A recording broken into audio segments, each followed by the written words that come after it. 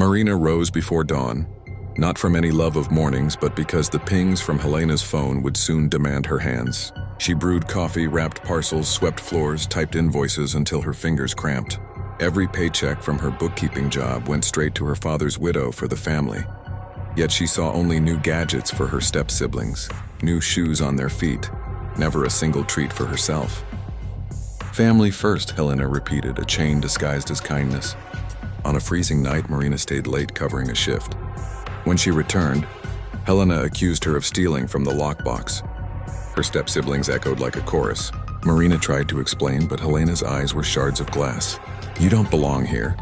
They pushed her into the storm and locked the door.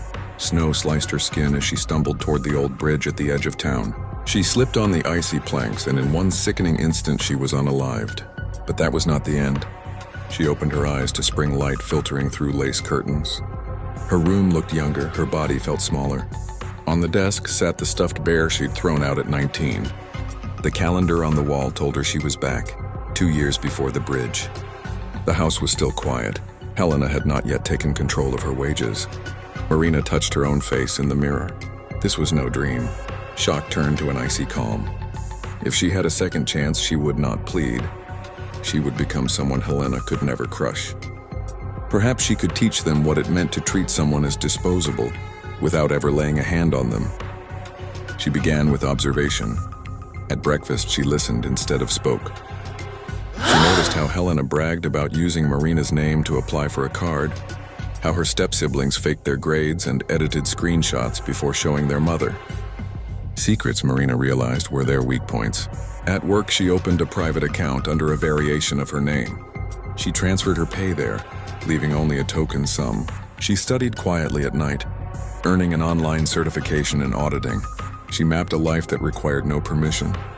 She learned to smile in ways that concealed her thoughts, yet resentment simmered under her careful mask. Memory gave her patience. She would construct her revenge like a clockmaker, gear by gear until it ticked on its own. Her first move came as a favor. She offered to help her step-siblings improve bookkeeping for their shop, smiling as she installed software that logged every transaction and forwarded copies to an anonymous cloud drive. They thought she was their unpaid assistant again. In reality, she was building a mirror of their entire operation, a perfect archive of numbers and names. Her second move was subtler. She volunteered at the community center teaching budgeting classes. Soon she was known as reliable and discreet. Word spread to Helena's clients and donors. Invitations arrived to events Helena couldn't control. Marina didn't flaunt it. She simply became visible to people who mattered, cultivating goodwill like a gardener planting slow-growing trees. Meanwhile, she left small traps. A misplaced invoice here, a confusing order there. Enough to make her step-siblings argue and doubt each other. They still demanded errands, but she smiled, storing every receipt and text. Evidence was a seed, time the soil. Some nights she woke shaking, remembering the bridge, the smell of ice and iron, the echo of her own breath. Then she placed her hand over her chest, felt her heartbeat, and whispered, "I'm not gone." The darkness inside her was no longer despair, but cool determination. She did not plan to unalive anyone. She planned something sharper, to let them unmask themselves and ruin their own towers. By the first anniversary of her return, Marina had saved enough to rent a small apartment under her pseudonym. She didn't move out yet.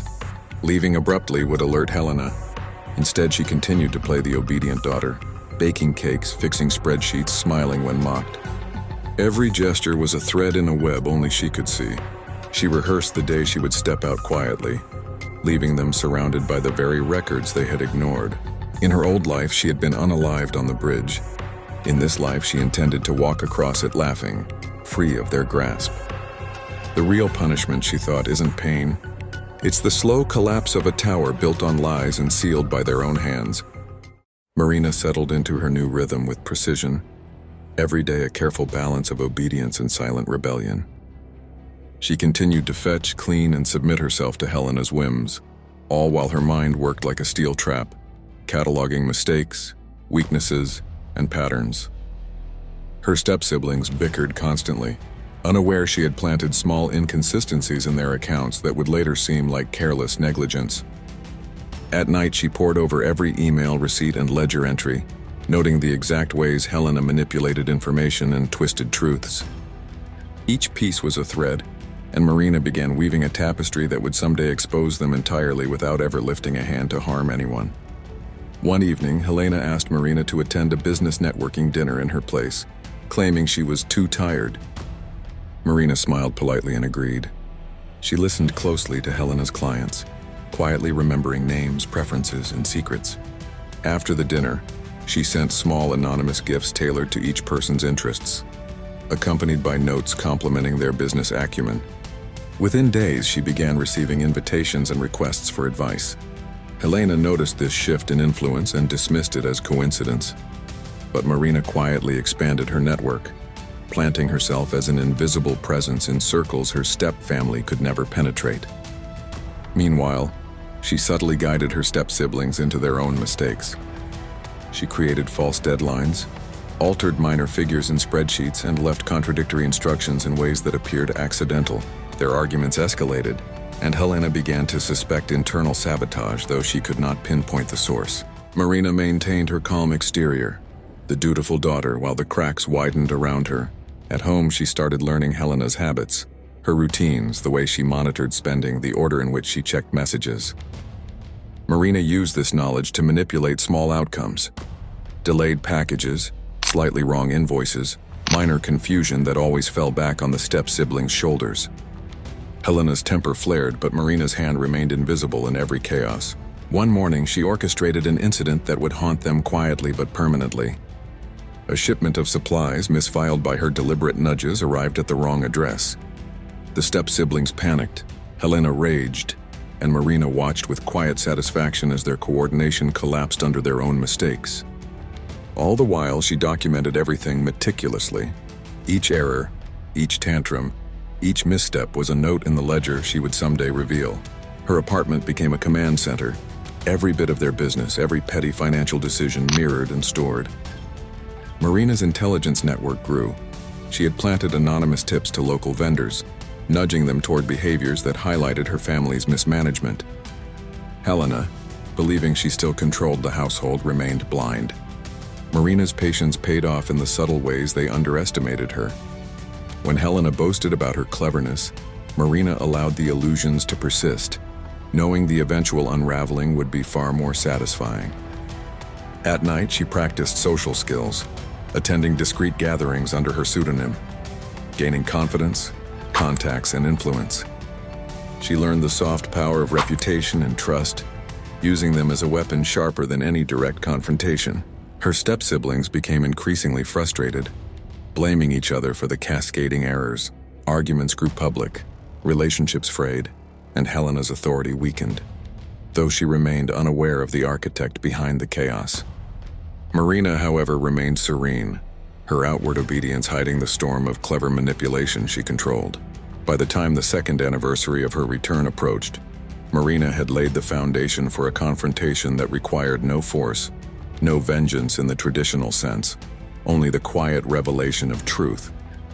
She had turned every weakness against them, every overconfidence into a trap, every lie into a mirror that would reflect only their own failures. And she knew when the moment came that Helena and her step-siblings would dismantle themselves completely, believing fate had dealt them misfortune, while Marina watched from the safety of her careful distance, free, untouchable, and finally in control. Marina moved with the precision of someone who had nothing left to lose and everything to reclaim. Her second anniversary had passed, and the household had begun to fracture in subtle, almost imperceptible ways. She continued her outward role as the dutiful daughter, smiling and nodding, fetching drinks, correcting invoices, and baking cakes, all while her mind orchestrated an intricate network of influence and quiet sabotage. Each interaction, each word she allowed herself to utter, was calculated to build trust while nudging her step-siblings toward errors that appeared their own. She had learned Helena's patterns in astonishing detail, the exact moments she checked emails, her favorite phrases when giving orders, her way of masking panic with forced cheer. Marina began to exploit these patterns, predicting Helena's moves and using them to amplify the small mistakes she had already seeded. One afternoon, she offered to help her step-siblings manage a new line of products for their online store. She smiled and suggested adjustments to pricing and inventory, all minor, seemingly helpful suggestions. In reality, she introduced subtle inconsistencies. The numbers didn't align perfectly, the shipments didn't match the stock, and the errors were small enough to avoid suspicion, but large enough to create confusion. Within a week, the siblings were arguing over mistakes they couldn't explain, blaming each other while Marina remained the patient, unassuming observer, storing every detail. Helena, meanwhile, was becoming increasingly irritable, scolding the children for incompetence while failing to notice the pattern of errors she had unwittingly allowed Marina to create. Marina's satisfaction was quiet, almost invisible but deep and persistent. She had never felt more in control. Beyond the house, Marina cultivated her network with careful subtlety. Using her pseudonym, she offered consulting advice to local vendors, quietly enhancing her reputation while also learning their vulnerabilities and preferences. She began to attend small gatherings, always observing, always noting the strengths and weaknesses of those who could influence her stepfamily's social standing. These connections would be important later, when the moment came to reveal the truth. She also began to refine her system of evidence. Every invoice, email, shipment error, and miscommunication was recorded, categorized, and stored in multiple secure locations. Marina understood the power of documentation. One day, it would be the key to dismantling the household's illusions without confrontation. At home, she escalated her subtle influence. She began leaving notes in Helena's handwriting that suggested improvements or corrections, knowing Helena would follow them blindly. The step-siblings, trusting Marina implicitly, followed her advice, unaware they were walking into patterns of confusion Marina had designed.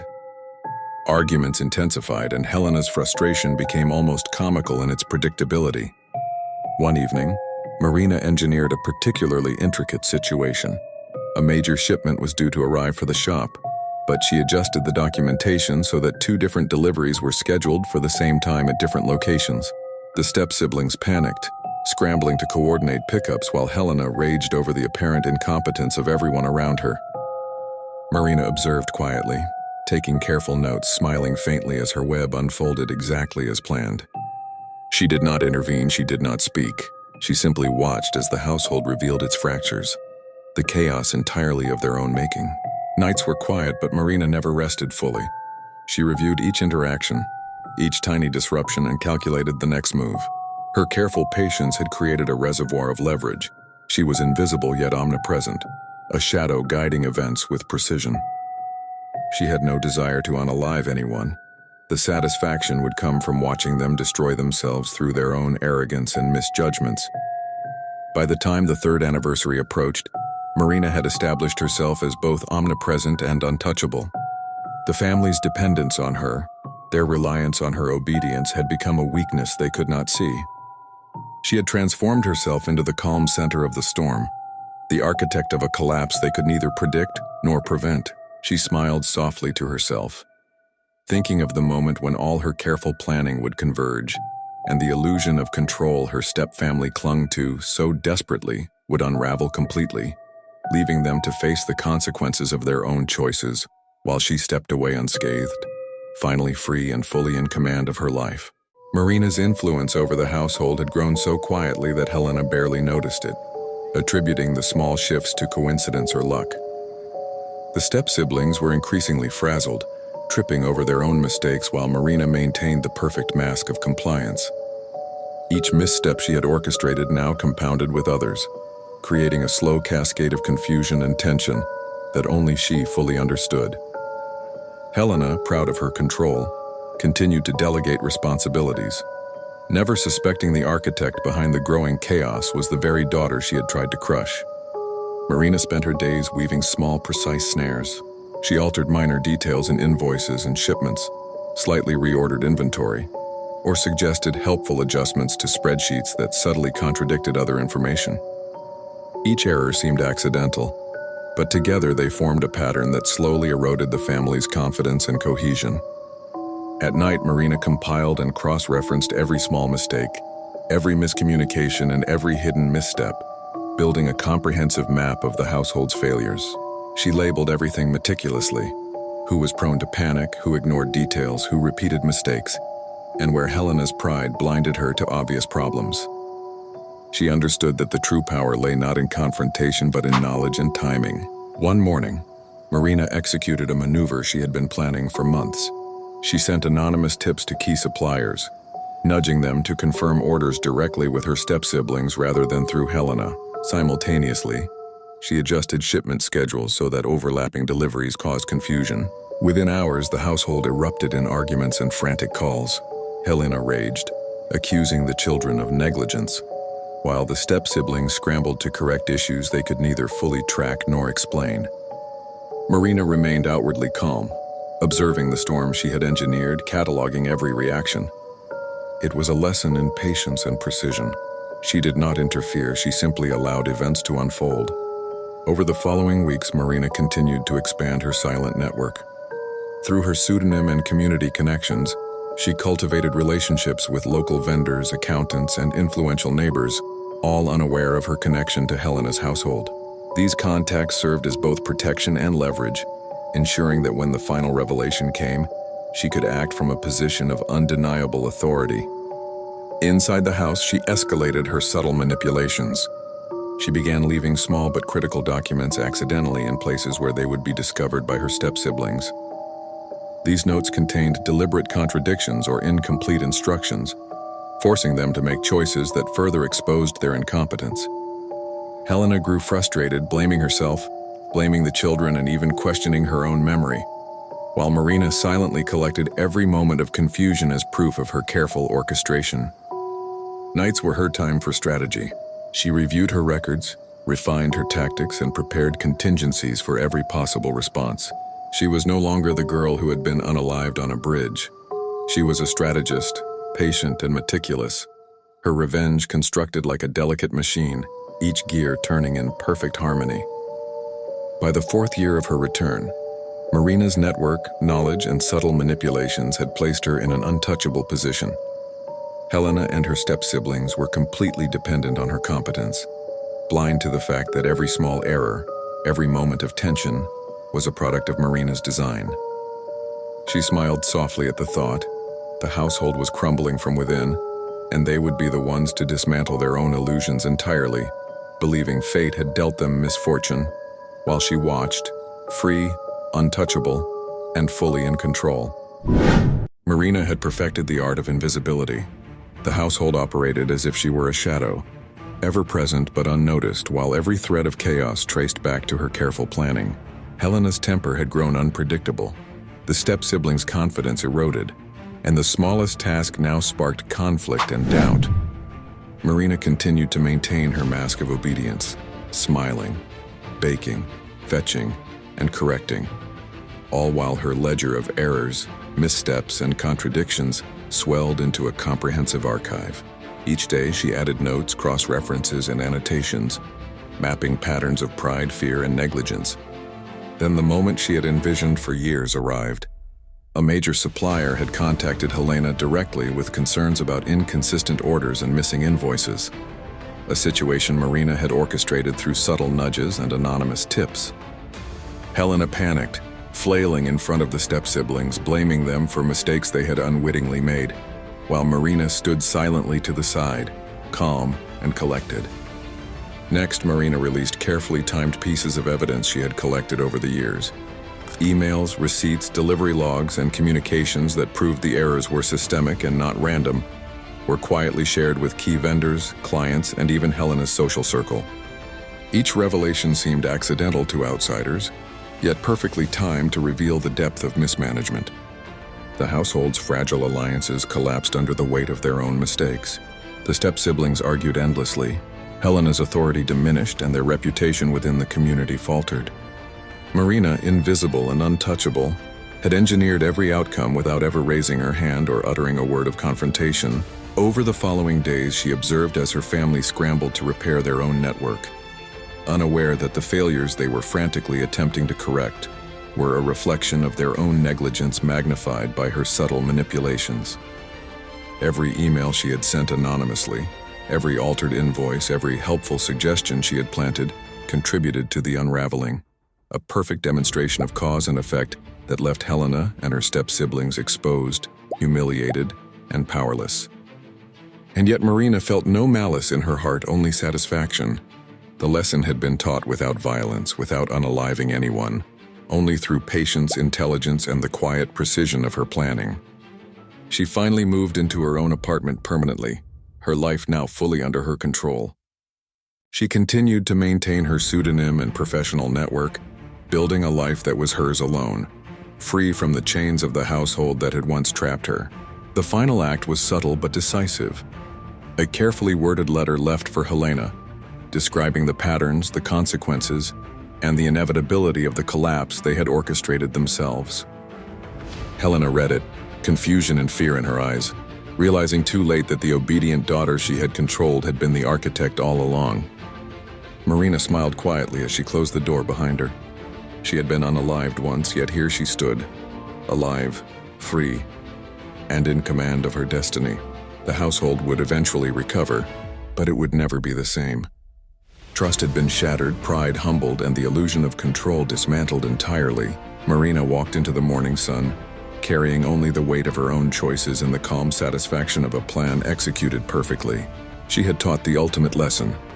Power comes not from fear, domination, or force, but from patience, strategy, and the quiet, undeniable authority of knowledge wielded wisely. Free, untouchable, and unbound, she finally embraced the life that had once been stolen from her.